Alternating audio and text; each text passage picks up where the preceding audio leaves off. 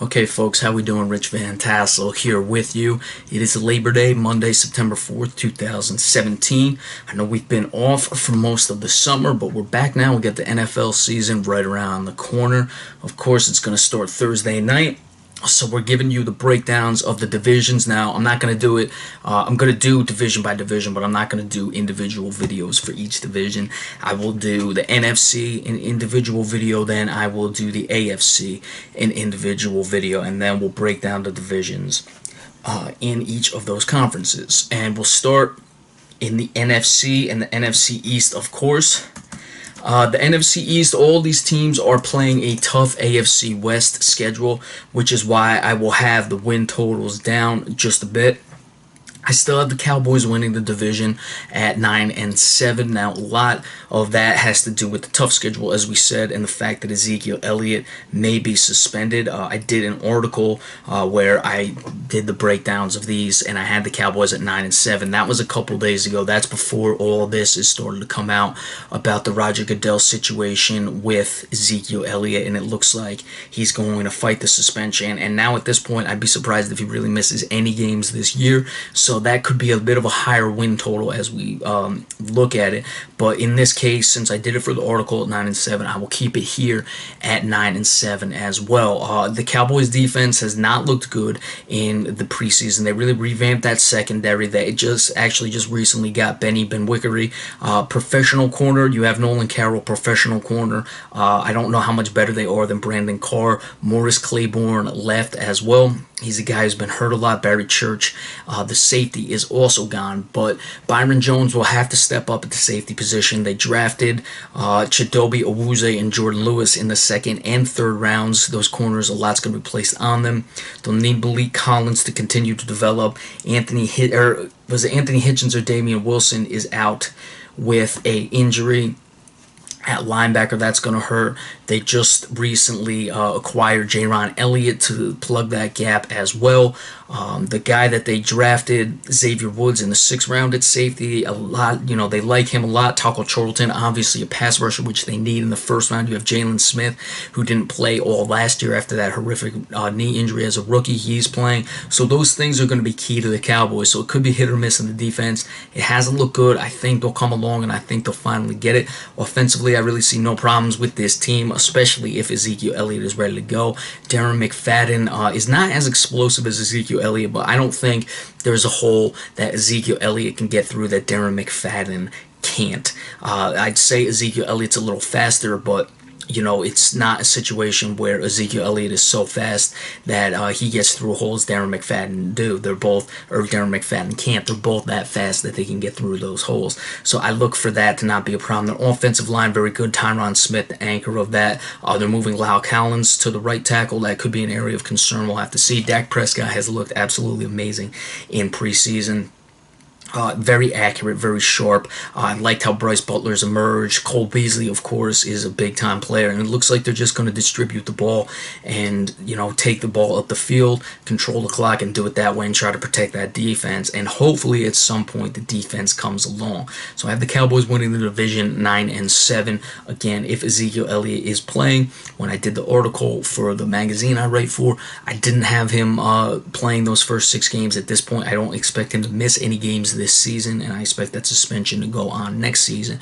So that'll be the case. But again, each team is playing the AFC West. You have the Oakland Raiders and Kansas City Chiefs, 2 teams that I think will do very well this season. They, of course, have the first place schedule with the teams like Atlanta, who went to the Super Bowl last year, Seattle as well, and of course the Green Bay Packers. They are playing all the other NFC West teams as well.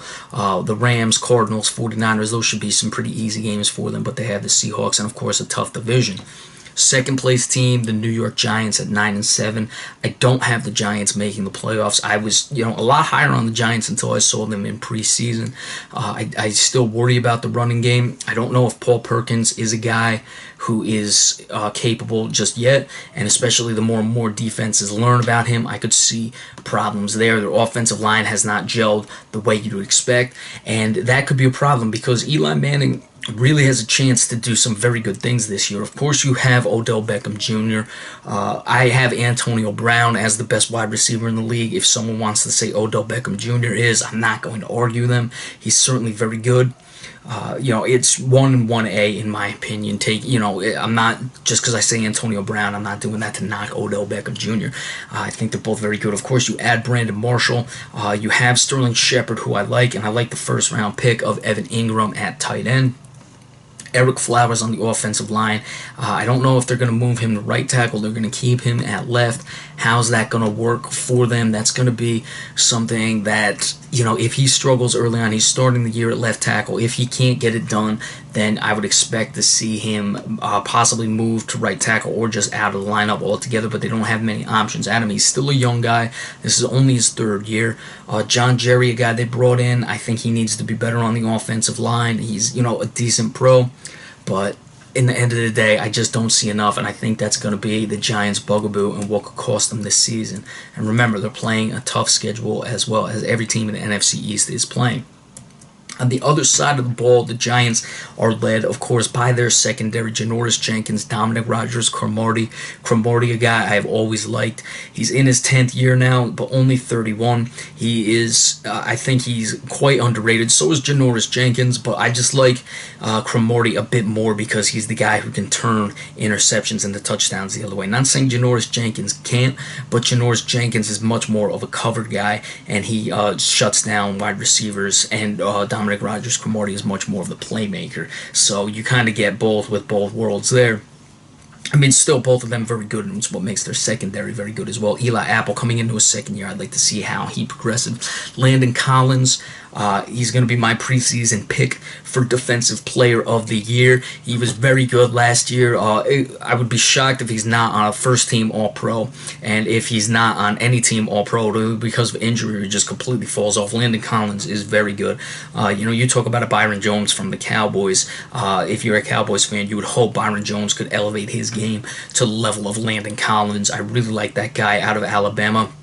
A lot of good defensive players come out of there. Their defensive line, Damon Harrison is a real run stopper up the tackle. Let's see what Jason Pierre-Paul still has. Romeo Okwara came on a little bit last year. Got to keep your eyes on that. Olivier Vernon, pass rushing, linebacker, whatever you want to call him. They have him on the defensive line. The Giants don't run the 3-4, so I don't know exactly where you put him, but he's certainly a very good player.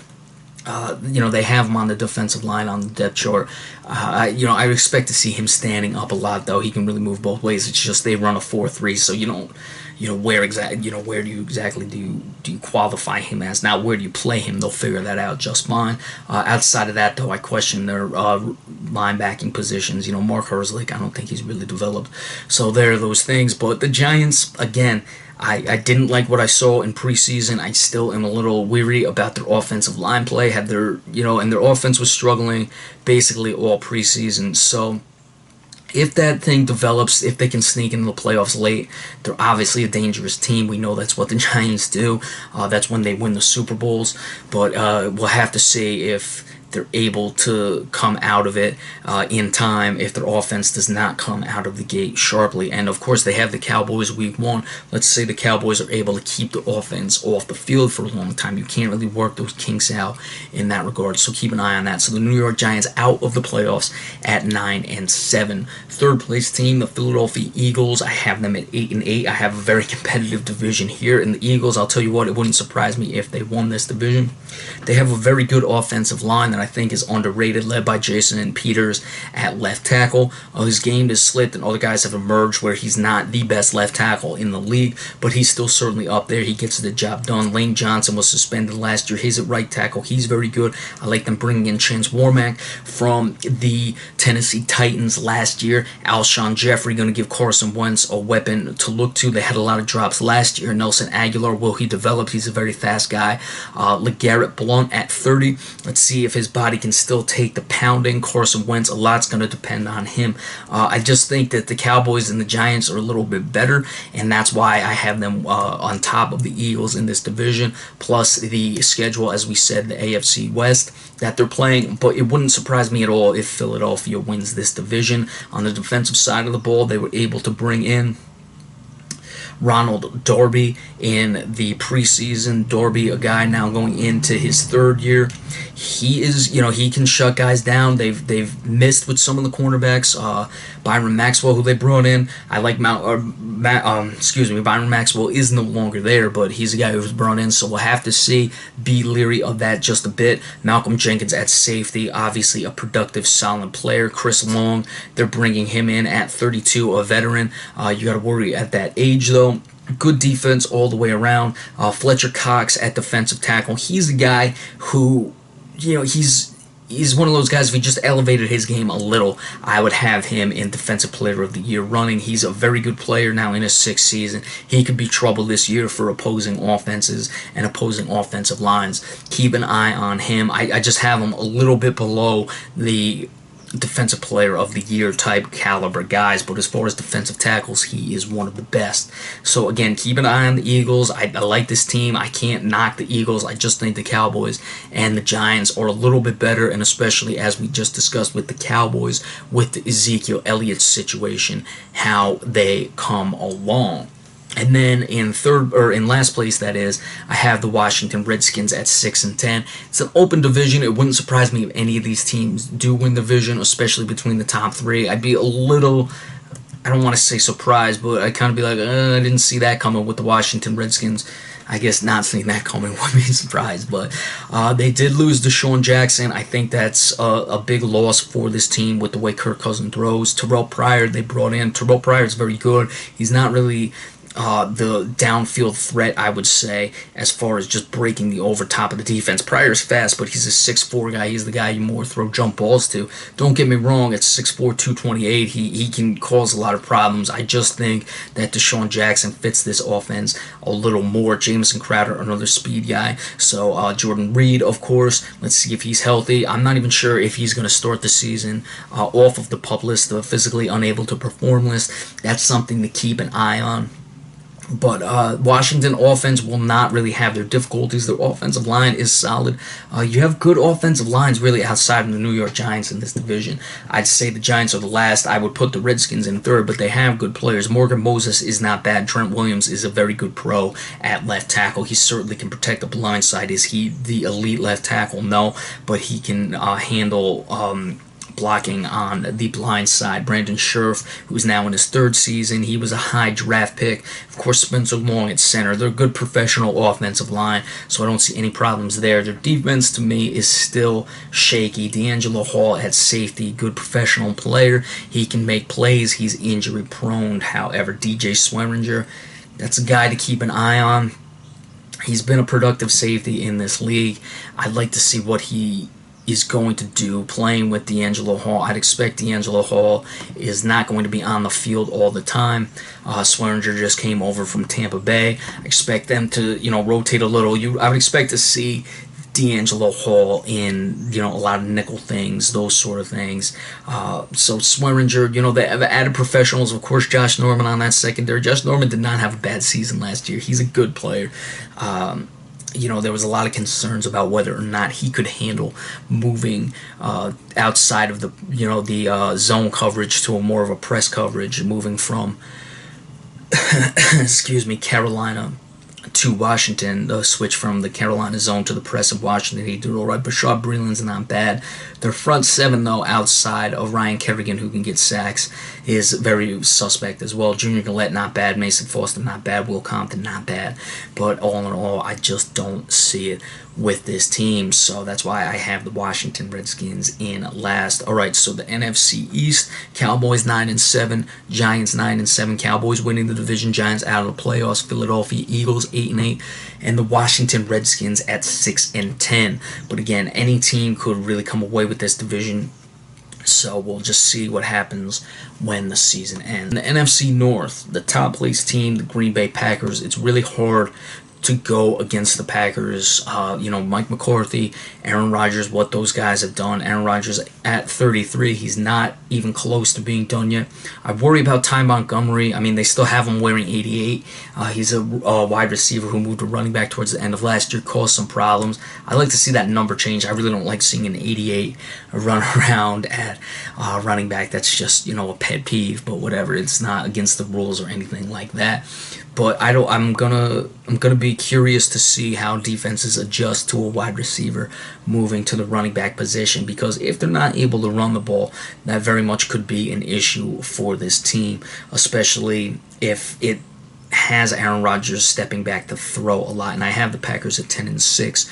By the way, their line is good. Bakhtiari, very underrated at left tackle. Brian Bulaga, good at right tackle. They usually keep him up, but if he's forced to throw a lot, you could see teams just let loose on Aaron Rodgers. I mean, he's going to pick you apart in the secondary anyway, so if they're not running the ball, I just see teams saying, the hell with it. We'll just hope we can get there in time and just have our corners hold up for as long as they can and hope that the sacks get home, because if you don't, it doesn't matter. Once Aaron Rodgers has time, he's going to find a guy. Geronimo Allison, look for him to pick up 6'3", 202 at wide receiver. He's very dangerous. Jordy Nelson, of course, has been a good pro for a long time, and Randall Cobb as well. So he has all the requisite weapons, and it's just really the running game that I would worry about. On the defensive side of the ball, I like their pick, excuse me, of Kevin King, that is, out of Washington. He was who I thought was the best corner in the draft, 6'3", 200 pounds. Their secondary struggled at times last year. Of course, in that playoff game against the Cowboys, they struggled too.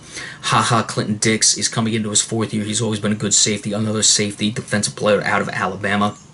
So they're really going to anchor the secondary. Clay Matthews, 31 years old. I think he's really tailed off a bit. He'll still get pressure, but there's nothing that really jumps out the page on this defensive side of the ball, other than Kevin King, that is. I think he could really potentially be Defensive Rookie of the Year and certainly be a guy that makes some plays for this team moving forward. So keep an eye on that as well. But the front seven, outside of Clay Matthews, who I think is falling off a bit, I don't really see much. Mike Daniels, okay defensive tackle. But all in all, the offense is plenty fine, and the defense has enough to erase any problems that the defense may have. Second place team making the playoffs is maybe a bit of a surprise, the Detroit Lions. I have them going 10-6 as well. Let's see if they could finally get over the hump and win that division.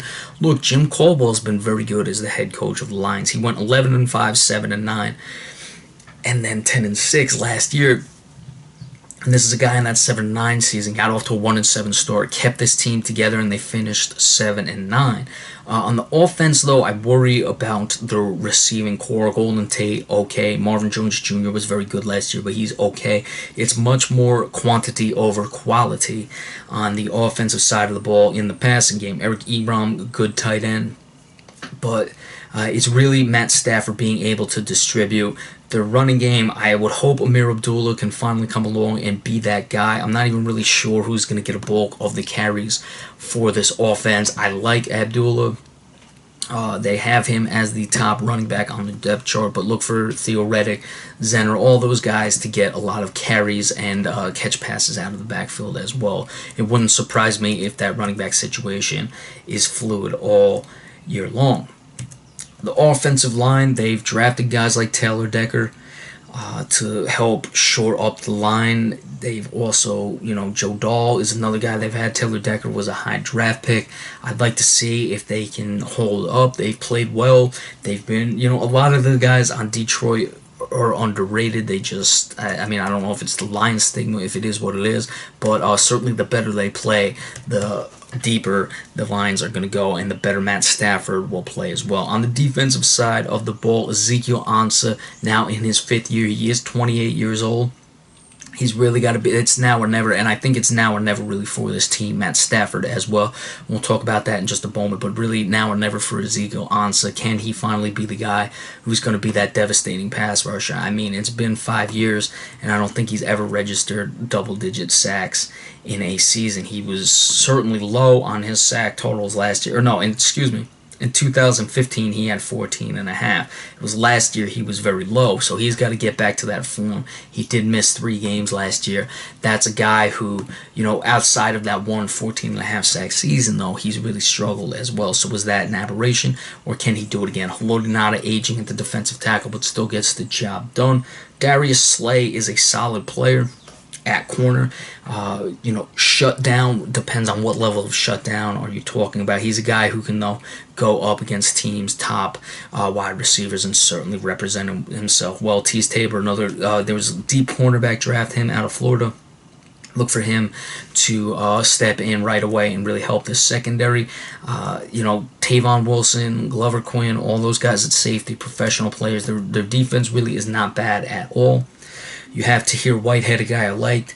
They did lose DeAndre Levy. I think that is going to really hurt this team. You look, a lot of times when they were losing in the past couple of years is when DeAndre Levy was off the field. So, really, like I said, though, now or never for this team. Matt Stafford at 29, is he going to be the guy who can occasionally get your team into the playoffs, or is he going to be a guy who can be a championship-level quarterback? If they don't go as far as they'd like, it wouldn't surprise me if Jim Caldwell is gone.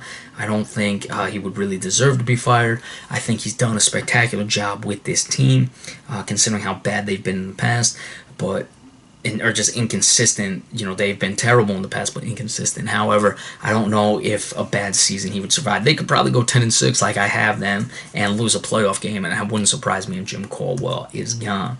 At 7-9, the Minnesota Vikings. Now, the Vikings, Teddy Bridgewater is not starting the season. Let's see if he even plays at all. It'd be a situation I wouldn't be surprised if he did not, especially if things get out of hand for the Minnesota Vikings early. However, if, they're treading water, which I don't think they will do, but if they are treading water, Teddy Bridgewater, he's ready to go by midseason. Let's say they're 4-4, 5-3. No one's running away with that division. Maybe in the wild card chase, we'll see. But I don't see that happening. Sam Bradford is not a guy I trust to lead a team. Latavius Murray replacing Adrian Peterson. I think Latavius Murray is an upgrade, to be completely honest with you. Only 27 years old. He's a guy who, was well over 5 yards per carry. Granted, did not have many carries in his career up to that point. That was a couple of years ago. Last year, he only was at 4 yards per carry, but he's had the, situations where he's gone over 1,000 yards. That was 2 years ago. This is only going to be his 4th season. He played in 14 games last year. He's over 4 yards per carry for his career, and Adrian Peterson, I think, is slipping off. As far as the receiving core, they did lose Cordero Patterson, which I think is a big loss. Laquan Treadwell, a high pick last year.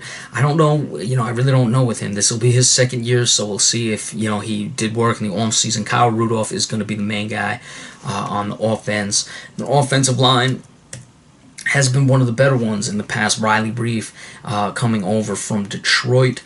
They've lost Khalil on the line, though, so I worry about that. The defense, very good. Everson Griffin, of course, that front 7, Linval Joseph, Sharif Floyd, very good. Anthony Barr, Eric Kendricks in the linebacking core, and really on all 3 levels. Their secondary is probably their best level, but you look at just how good their defense is, and it's a shame.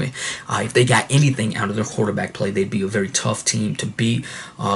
The safeties, Antoine Exum Jr., very good. I happen to like Harrison Smith. Andrew Sendejo, I think, is very professional. That's 3 safeties right there. As far as their corners, Xavier Rhodes is really coming to his own. Terrence Newman, veteran guy, still gets the job done. You have Trey Waynes, who was a high pick last year. Was that 2 years ago? Trey Waynes was 2 years ago, but a high pick. As we said, Mackenzie Alexander, he was a high pick, so they have a deep secondary, very deep defense, and you need the deep secondaries in this league. But just the quarterback play, not going to be good enough, and that's why I have the Minnesota Vikings at 7-9. And in last place, the Chicago Bears, I have them, excuse me, going 6-10. I'm confused with what the Bears are doing. You give Mike Glennon all that money, then you draft Mitchell Trubisky. Glennon's probably going to start the year. Trubisky will probably get time at some point because this team is not going to be very good, and they'll get him on the field. Ruben Randall, I like them bringing him over. to really help. He's a good possession wide receiver, a good veteran receiver for both of these young quarterbacks. I mean, Glennon is 27. He's hardly played, though. Kadeem Carey, good running back. His offensive line has not been good in the past. Don't expect them to be much better this year. They did get Josh Sitton. I really struggle with that. The SH at the end to the Sitton kind of sounds like I'm saying Josh Shitton. Actually, that's exactly what it sounds like, but that's just a side note. I really hate saying that guy's name. He should help. But offensively, not much. Defensively, not much else. I look at Leonard Floyd. He was injured, missed a lot of this last part of the season last year because of that injury. Kyle Fuller in his 4th season at corner. Like to see how he develops. Prince Amukamara, professional guy. I think he's more of just a stopgap. You're really looking at development here with the Chicago Bears, of course, on offense. Trubisky or Mike Glennon, but really Mitchell Trubisky because they traded up and gave up a lot to get him, which I was surprised about. As far as the wide receivers, you don't see much here that they're really probably looking to develop. But on the defensive side of the ball, you bring in a Mukamara, he can play, but you're really looking for Kyle Fuller now in his 4th year. He's really got to step up, a big guy, 6 foot. 190 pounds, and Leonard Floyd, a high draft pick from last year who was injured. So there is your NFC North. The Green Bay Packers winning the division 10-6. The Detroit Lions, a wildcard team at 10-6. The Minnesota Vikings at 7-9, and the Chicago Bears at 6-10. NFC South. Top team, I have the Carolina Panthers winning that division at 11-5. I think the Panthers are really going to come back this year from a disappointing season last year. They've switched their offense up. It's going to be a much more short, quick passing game. They're not going to have Cam Newton take the hits. They did draft Christian McCaffrey. They're also going to try to eliminate Cam Newton running the ball a lot more as well. So that's something that I really believe is going to help this offense. I worry about Kelvin Benjamin and Devin Funchess, 2 big receivers, 6'5" for Benjamin, 6'4" for Funchess. They're more their downfield type guys. Big possession receivers, not really those slot guys that you look for, like a Christian McCaffrey, a Julian Edelman, who of course is hurt, or Cole Beasley, or any of those guys. So I don't know how they'll adjust to the offense, but I really think that altogether the switch from that, there may be some rust early in the year, some kinks that got to get worked out, but I believe it will come on. Matt Khalil's their best offensive lineman. Ryan Khalil, his brother at center, is also very good. So you have 2 professional guys, and all the rest of the offense gets the job done. Of course, on the defensive side of the ball, Luke Kuechly, the sensational linebacker, he'll be in discussion for Defensive Player of the Year. Certainly will be on an all-pro team, and almost certainly it'll be a first team. Charles Johnson, even though he's 31 years old, gets pressure on the quarterback. Julius Peppers at 37, coming back to Carolina. He's going to be like he was in Green Bay and Chicago. Much more of a spot guy to get those sacks now, especially at this stage in his career. The thing with the Carolina Panthers that I like, excuse me, is the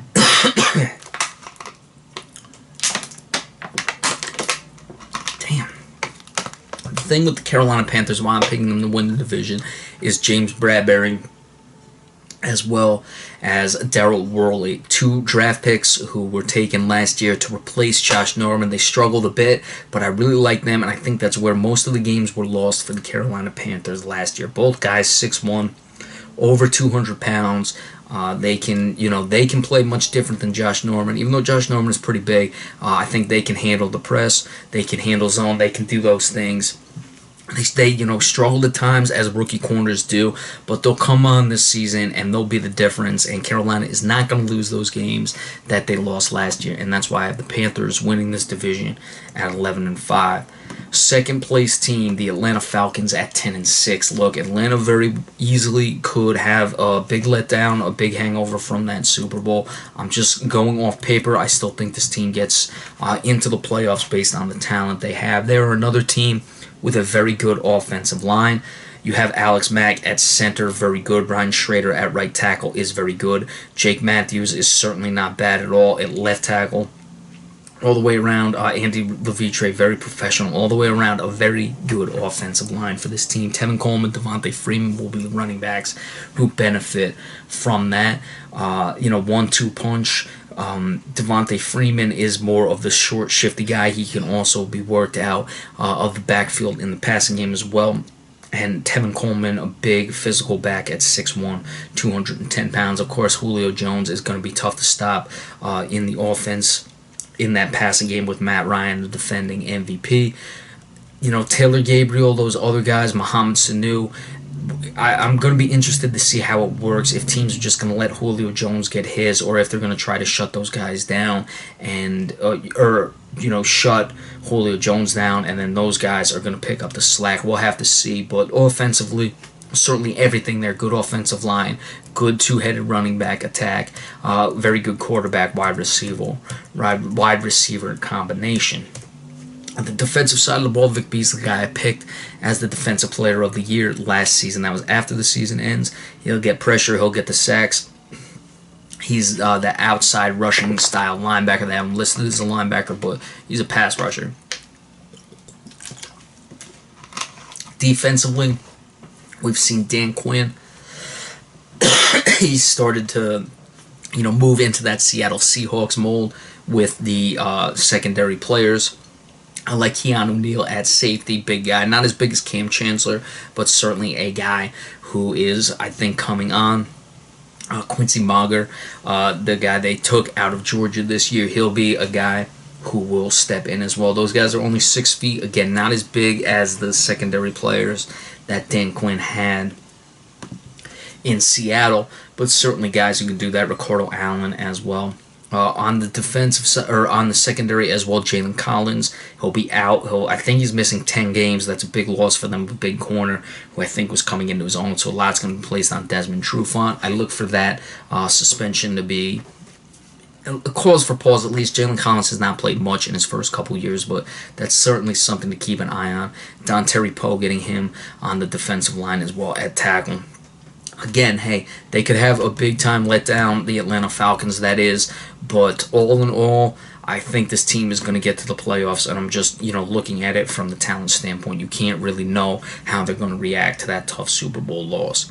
At 9-7, just short of the playoffs, I have the Tampa Bay Buccaneers. Look, this really is going to come down to Jameis Winston. Turnovers have been an issue for him in his career, and he got worse in the turnover department from his rookie season last season. He went from 15 interceptions to 18 and 3 fumbles to 6. So he's got to clean that up. This is imperative, especially in a tough division, if they want to have any hope of making the playoffs.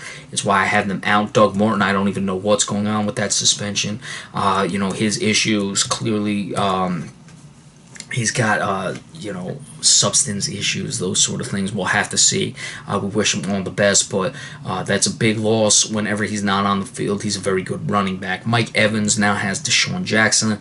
Look for Mike Evans to be the one who benefits more. Usually it's the other way around. The speedy receiver benefits from the big-time, the big wide receiver like a Mike Evans, but in this case, I think Deshaun Jackson can still break the top off of a defense. He's going to be stretching teams downfield, and Mike Evans is going to be the recipient. I think you have to double team Deshaun Jackson and throw a safety over the top. If you don't, you're just playing with fire. Offensive line, nothing really to write home about there. On the defensive side of the ball, they're of course good up the middle with Gerald McCoy at defensive tackle, Levante David at linebacker. Then the safeties with Chris Conte. You drafted a Justin Evans. Chris Conte is a guy who I think is very good. As well in the secondary, Vernon Hargreaves now in his second season. He was pretty good as a rookie. He'll have to, continue to move on. Brent Grimes at 34. I worry about that. But the secondary, pretty good. Again, really it all comes down to what's going to happen with Jameis Winston. Is he going to keep the turnovers to a minimum? If he does, this team may make the playoffs.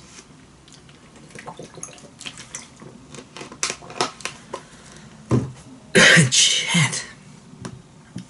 And then last in that division, the New Orleans Saints. The Saints' offense is going to be very good. We know this. Drew Brees, even at 38, will still do things. He'll pass the ball. He'll just go down the field. They lost Brandon Cooks, which is a big loss. He's a very fast guy. I don't think Adrian Peterson has much left. Nothing really impresses me about them bringing him in. I think that's what is going to keep them out of the playoffs is no Brandon Cooks. The offense, while the defense will improve, the offense will not be able to do enough without Brandon Cooks on the team. And Mark Ingram is going to outplay Adrian Peterson all season long. How they tried to improve that defense, you draft Marshawn Lattimore to play cornerback. Look, Lattimore, I liked Kevin King the most. Lattimore went the highest. Kevin King didn't go to the second round. But this is a guy at 6 foot, has the size to handle all the big receivers. Let's see. I mean, they brought in Monte Te'o at linebacker. Look, like I said with the corners, I like Kevin King more. Marshawn Lattimore, though, clearly went a lot higher. We'll keep an eye on him. Certainly a lot's going to be placed on him. P.J. Williams now coming into his third year, another big cornerback. He's got to step up if this team wants to have any chance. Monte Te'o quietly had a good career in San Diego. They brought him in. So they tried to make improvements to the defense. It will improve somewhat, but the offense is also coming back a little bit. That's why I have this team at 7-9 and out of the playoffs. So another wasted year for Drew Brees. All right, so the Saints 7-9 in last place. The Buccaneers 9-7 third place. Falcons 10-6 with a wild card berth in third place, and then first place the Carolina Panthers getting back on top at 11-5. The NFC West, really not much competition for the Seattle Seahawks this year. Look, could the Seahawks eventually, run into some problems? It appears there's dissension in that locker room at times. I guess it could have happened this year. Certainly anything's possible, but I don't think the division is good enough to take it from them. Russell Wilson, one of my favorite quarterbacks. He'll make the plays necessarily. He'll keep this team focused. Let's see what they get from Eddie Lacy, who they brought in. They still have him listed at 250 pounds. It's just not okay for a running back. They were showing him trimmed down, but I don't know. I like CJ Procise on the running back unit as the best, and they're probably the option to go to. I wouldn't give Eddie Lacy that much consideration at all, frankly. I'd be shocked if he made it through the season, but who knows? This guy has been able to stay in the league long enough. Jimmy Graham is going to be the big-time weapon, even at 30 years old, at tight end. They have Tyler Lockett, Doug Baldwin. These guys are good receivers, but again, nothing jumps off the page to me. Russell Wilson distributes it nicely, and that's just what it is. He moves the ball around, and it's not going to ever really be one wide receiver. I just worry at times about Seattle's offense. Nothing, as good as Russell Wilson is, nothing jumps out at me. And the running back has questions. The offensive line had questions last year. You have Luke Jokel. He should be better than he is. You have a guy like, as we just said, Luke Jokel. Jermaine Ifedi has not really come into his own, though. You have these guys, and it's just surprising that they struggle at times. But again, there's just not enough talent in this division to take it from. Defensively, of course, it starts in their secondary. Earl Thomas, Cam Chancellor, Richard Sherman still at the top of his game. The Jeremy Lanes, the Sean Sheds, even their other cornerbacks are very good. Up front, Michael Bennett is solid. Cliff Averill, very good. Bobby Wagner in the linebacking core. KJ Wright, all these guys. Their defense good on all three levels.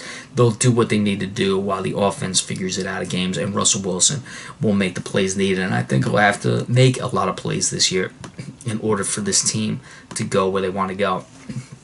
But Seattle winning the division at 12-4. I have in second place at 7-9. The Arizona Cardinals.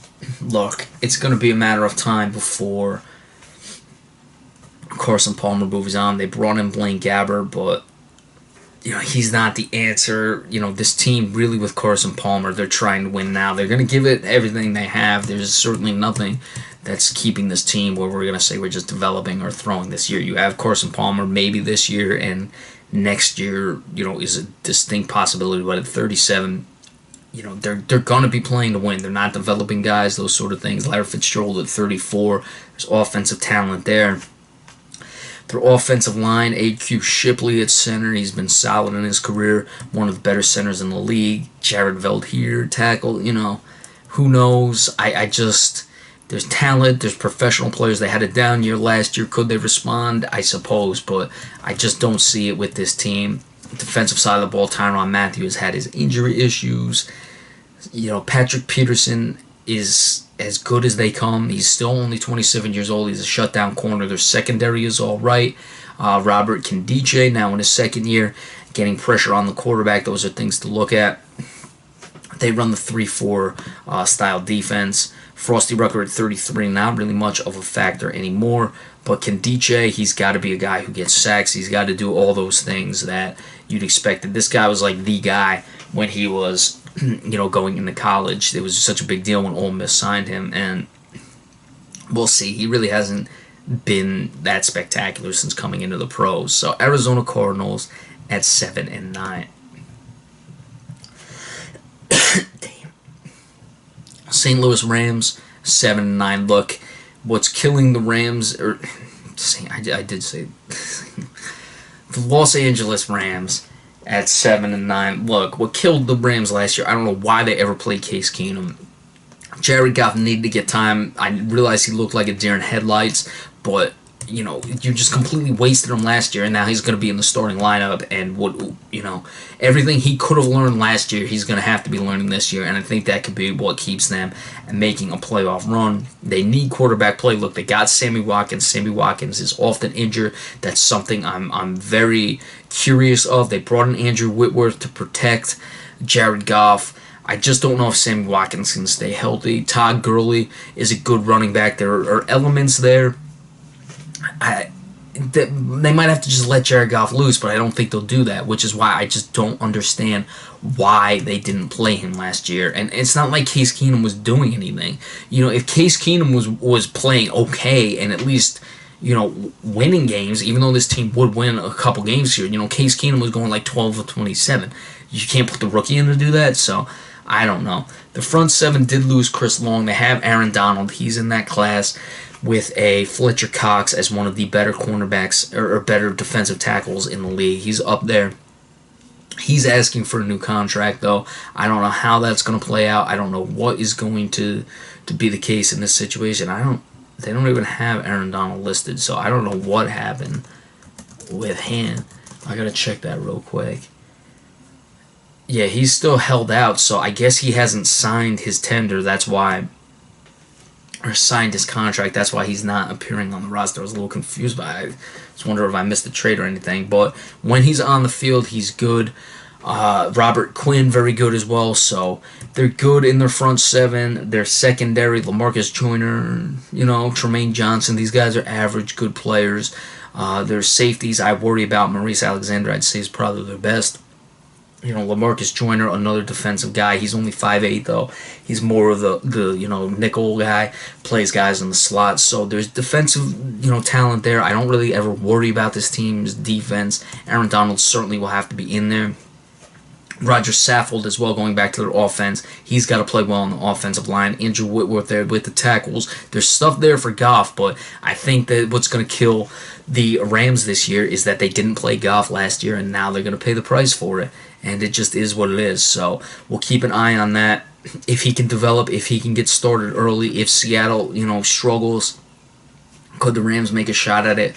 I guess anything's possible, but at the end of the day, I'd see just a wasted year last year with having handled Case Keenum and Jared Goff, keeping the Rams from winning to get to the playoffs this year. Then the 49ers, I have them going 4-12. Look, I think they'll improve. I don't know. I mean, they're playing Brian Hoyer at quarterback. He's, there clearly to be a stopgap guy.